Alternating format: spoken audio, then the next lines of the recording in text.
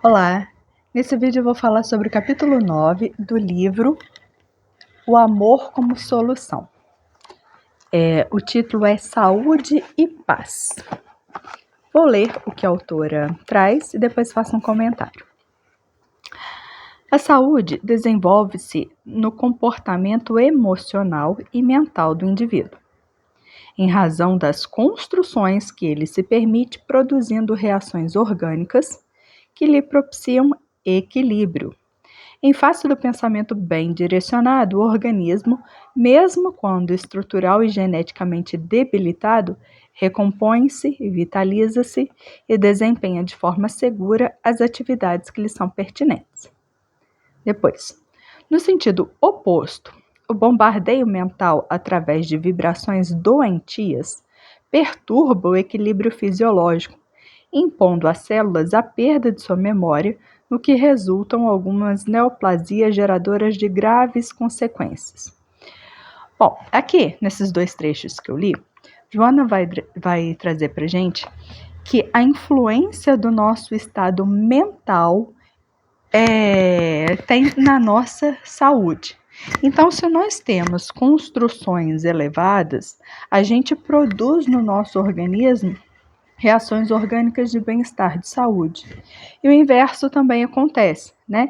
Se a gente produz mentalmente, né, vibrações, ela chama de vibrações doentias, isso vai prejudicar o nosso organismo, o funcionamento do nosso organismo, criando doenças. Bom, um pouco mais à frente ela diz: nesse sentido, o amor desempenha papel terapêutico relevante por ensejar a produção de energias estabilizadoras e aminoácidos estimuladores em favor do equilíbrio psicofísico. Então, olha que interessante.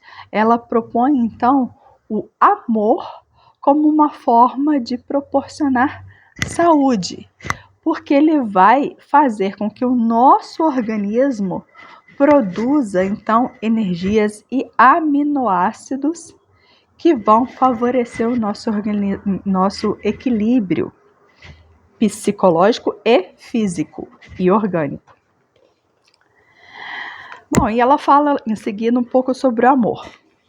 Ela diz assim: quando verdadeiro, o amor não se corrompe, ficando sujeito aos caprichos habituais daqueles que esperam ser amados, impondo suas necessidades conflitivas como se fossem de natureza superior. Quando o indivíduo atormentado vincula-se a outro em busca de amor e o encontra em sintonia, são dois aflitos que se conjugam, dando lugar a perturbações mais graves. Olha que interessante, né? Ela fala aqui então sobre o amor, né? E ela vai falar da necessidade desse amor surgir de nós mesmos, né? Inicialmente de nós nos amarmos, porque ela diz, quando a gente espera que o outro nos ame, a gente cria relações conflituosas, né? E ela diz, quando duas pessoas encontram o amor um no outro, uma está então refletindo na outra a sua necessidade. Ela continua: o amor legítimo proporciona bem-estar, porque é estimuladora a sua manifestação, levando à superação das dificuldades comuns nos relacionamentos fraternos, sociais, de trabalho e nas atividades encetadas. Um pouco mais à frente. O amor, por isso mesmo, deve ser exercitado, a fim de que se transfira do plano platônico em que se origina para o de natureza sensorial, no mundo físico, sem a necessidade, bem se vê, de intercâmbio sexual. Esse intercâmbio deve ser resultado do sentimento do amor, mas o amor necessariamente não lhe depende com exclusividade.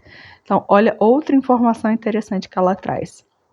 Primeiro, ela diz que a gente precisa exercitar o amor saindo do plano platônico. O plano platônico é esse plano imaginário, né? A gente fantasia o amor e a gente precisa trazer esse amor para o mundo real. Como que a gente faz isso?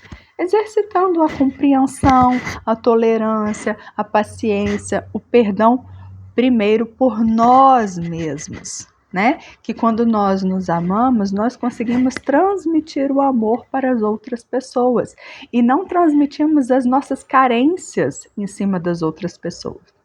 Mais ainda, ela diz que o amor pode ou não ser acompanhado do relacionamento sexual, mas não precisa dele.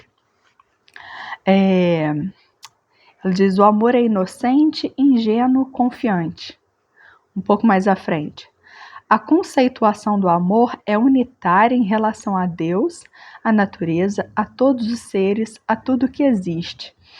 Esse trecho me fez lembrar um outro livro da Joana, que eu sempre comento porque eu adoro, que é O Amor Imbatível Amor, em que ela diz logo no último capítulo assim, que a gente deve primeiro amar a si mesmo.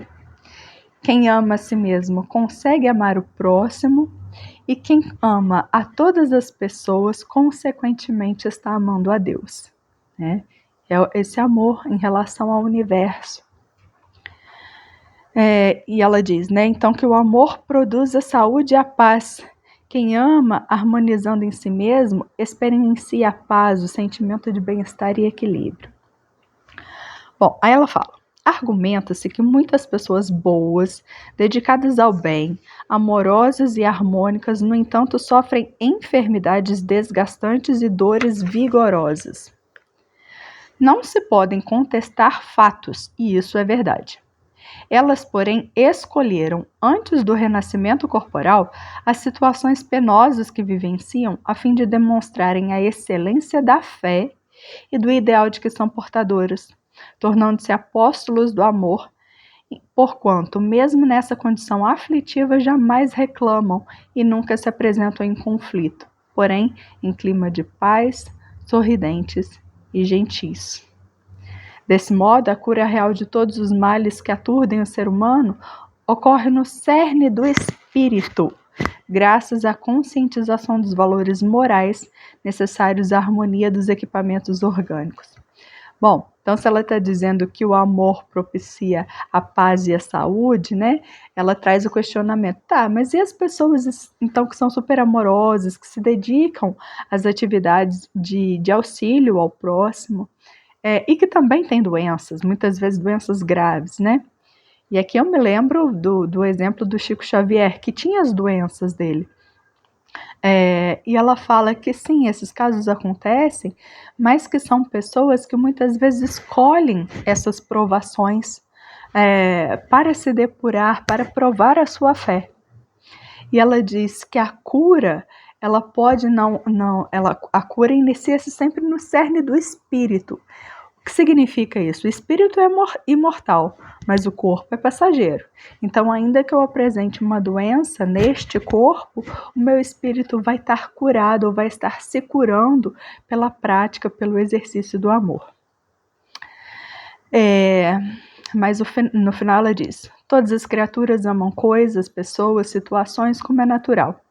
Seu amor, entretanto, deve crescer de tal forma que passe a amar também o universo, vivendo um sentimento de unidade. Com essa conquista inevitável, haverá no seu mundo íntimo a permanência da saúde e da paz. Ama-te, portanto, e cura-te de todo mal. Então vejam, aqui ela está trazendo para a gente que o exercício, o amor, ele precisa ser exercitado, não é fácil, né? É um movimento de persistência, de aprimoramento constante, e ela termina dizendo: ama-te, ama a você mesmo e cura-te de todo mal. Porque o amor acontece de dentro para fora, e não de fora para dentro. A gente não deve esperar que o amor do outro nos preencha, mas sim que o nosso amor nos preencha e transborde para o outro. Bom, esse é o capítulo de hoje. Espero você no próximo. Obrigada.